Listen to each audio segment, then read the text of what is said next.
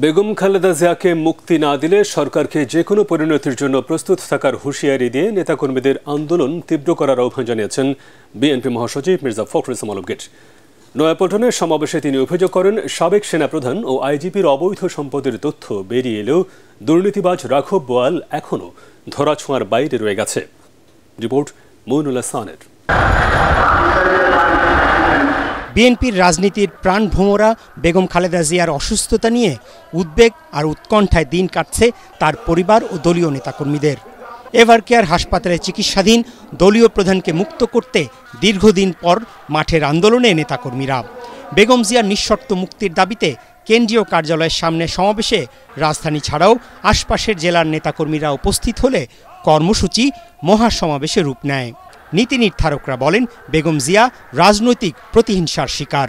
আন্দোলনের কোনো ফল আমরা ঘরে আনতে পারি নাই, যথাসময়ে আমরা মাঠে থাকি না। বেগম খালেদা জিয়ার মুক্তির স্বার্থে কোনো আপোষ কোথাও কারোর সঙ্গে আমাদের হবে না। তাকে আমরা মুক্ত করে ছাড়বো ইনশাআল্লাহ।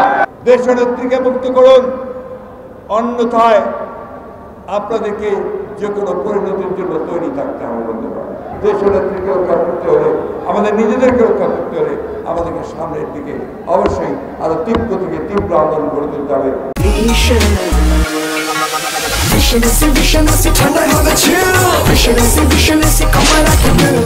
ক্ষমতাসীনরা আকণ্ঠ দুর্নীতিতে নিমজ্জিত অভিযোগ করে বিএনপি মহাসচিব বলেন, দু একজনের তথ্য বেরিয়ে এলেও এখনো ধরা ছোঁয়ার বাইরে রাঘব বোয়ালরা। সেনাবাহিনীর সাবেক প্রধান, পুলিশ বাহিনী প্রধান সাবেক, যারা হাজার হাজার কোটি টাকার মালিক, সে কিন্তু বড় বড় আরো যারা আছেন, যারা রাঘব বোয়াল, যারা চুরির হোতা, তাদেরকে কিন্তু এখন পর্যন্ত ধরা হচ্ছে না।